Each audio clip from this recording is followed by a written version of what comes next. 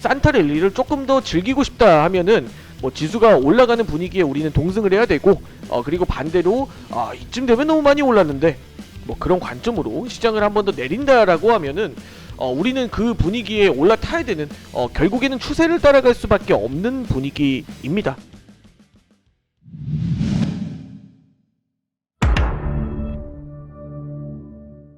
12월 26일 나스닥 시작하도록 하겠습니다.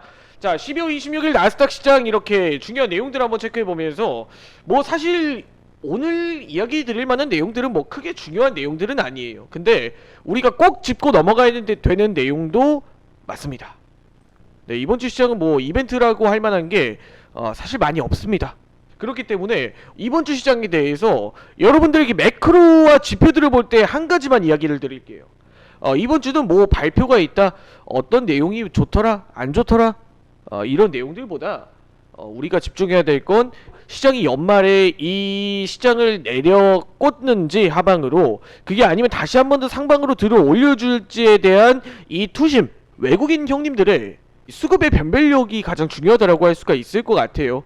좀 쉽게 이야기를 드리면 이 산타 랠리를 조금 더 즐기고 싶다 하면은 뭐 지수가 올라가는 분위기에 우리는 동승을 해야 되고, 그리고 반대로 이쯤 되면 너무 많이 올랐는데 뭐 그런 관점으로 시장을 한 번 더 내린다라고 하면은 우리는 그 분위기에 올라타야 되는, 결국에는 추세를 따라갈 수밖에 없는 분위기입니다. 뭐 이번 시장에 대해서 저도 굉장히 좀 난감하고 굉장히 곤혹을 좀 겪었던 시장이었다라고 이야기를 드려야 될 것 같아요. 이런 얘기 드리기가 참 거시기한데, 일단은 이 이야기를 드리는 이유는 정말 뭐 사실 이 상승이 뭐 납득이 안 간다 해주시는 분들도 계시고, 뭐 이쯤 올라왔으면 솔직히 좀 떨어질 때도 되지 않았나, 그렇게 생각을 해주시는 분들도 분명히 있으실 거예요. 저 또한 마찬가지입니다. 이번 시장을 대응하기 어려웠던 건 저 또한 마찬가지였어요. 왜?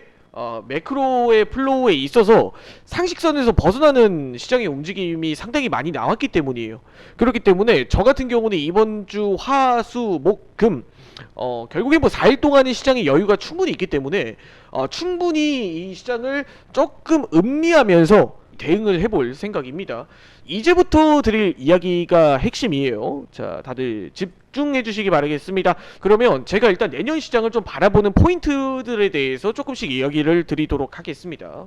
자, 일단은 뭐 내년 시장, 우리 이게 1월 시장이에요. 일정들, 그리고 전망, 이 내용들을 우리가 다 볼 필요 없어요. 네, 이야기를 드릴 만한 내용들은 우리가 이제부터는 이 CPI와 PPI가 중요한 시기는 끝났다. 왜 끝났어요? 이젠 다들 아시죠? 물가 이미 잡혔으니까.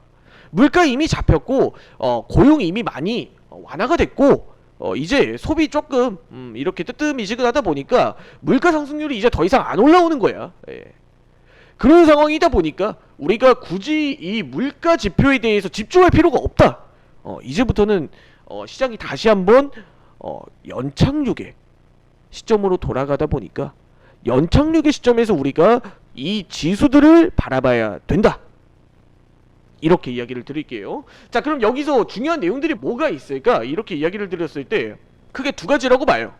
1월 15일 그리고 1월 30일.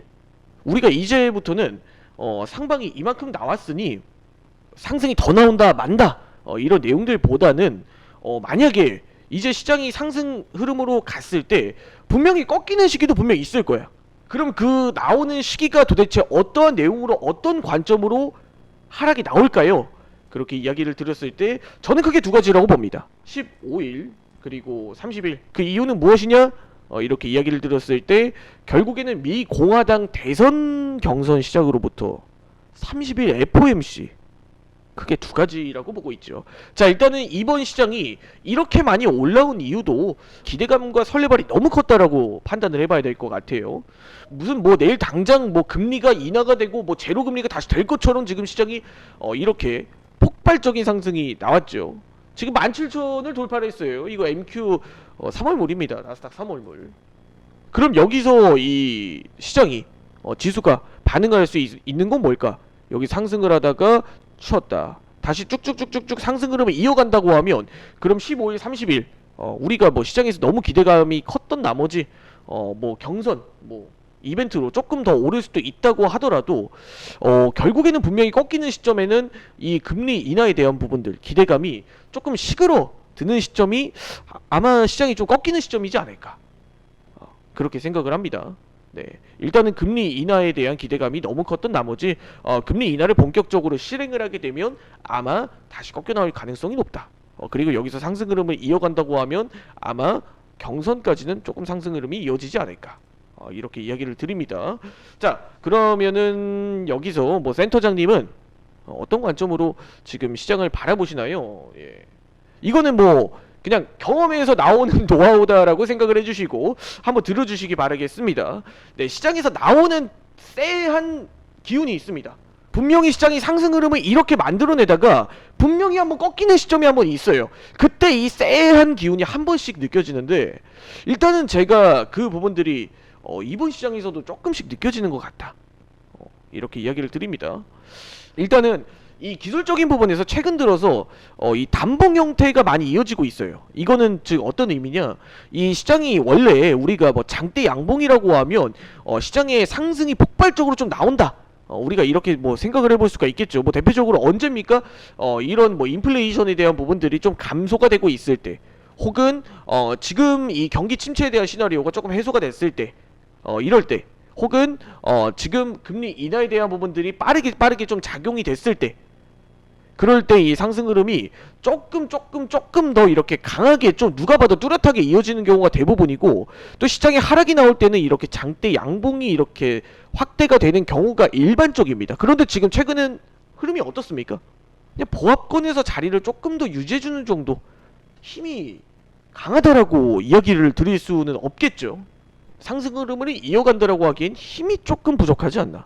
그 힘이라고 하면 변동성이라든지 상승에 대한 폭발적인 니즈라든지, 뭐 저만 그렇게 생각하나요?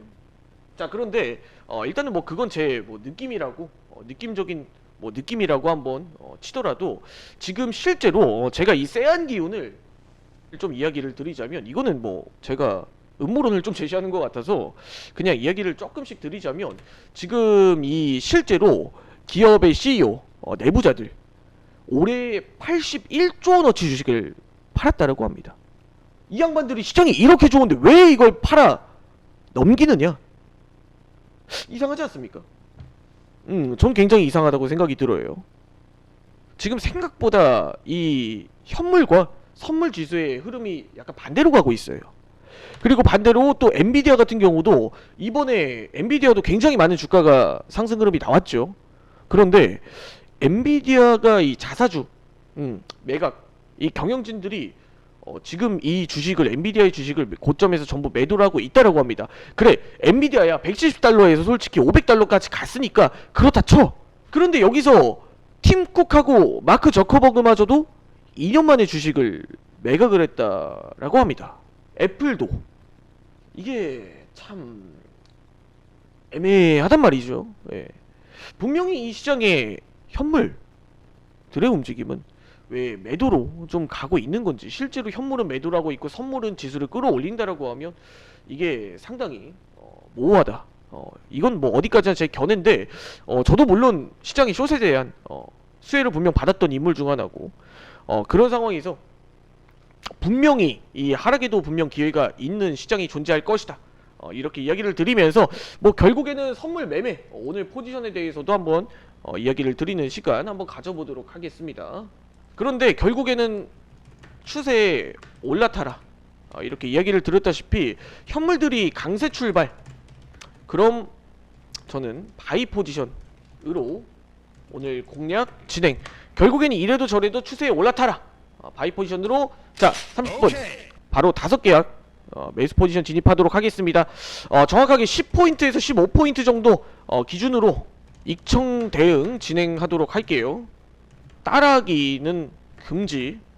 자, 일단은 수익권 진입했습니다. 자, 일단은 8포인트 수익권 진입. 자, 그러면은 일단은 10포인트 한번 보자. 일단 22 찍고 오케이. 그럼 27까지만 한번 보자. 27까지만. 결국에는 추세에 올라타는 게 맞다. 25, 26, 27, 28, 30 노려봐. 27회 그냥 널널하게 매도 이거 포지션 청산하고 가도록 하겠습니다. 27포인트 자익청. 아 정말 결국 추세에 올라타라. 오늘도 장 시작 1분 만에 수익 마감했습니다. 아우 좋습니다. 너무 시원합니다. 올해 마지막 방송으로 이렇게 마무리가 되었는데 유종의 미를 정말 이렇게 거둘 수 있게 되어서 다행이라고 생각이 들어요. 조금 시원하면서 좀 아쉽기도 하고 내년이 또 기대가 되기도 하면서 일단은 오늘 방송은 여기까지 진행을 하고 마치도록 하겠습니다. 남은 한 해도 이렇게 수익으로 가득 찬 마무리가 되셨길 바라겠습니다. 자 오늘 방송 여기까지 하고 마치도록 할게요. 다들 힘든 장 속에 수고 많으셨습니다. 지금까지 김희석 센터장이었습니다.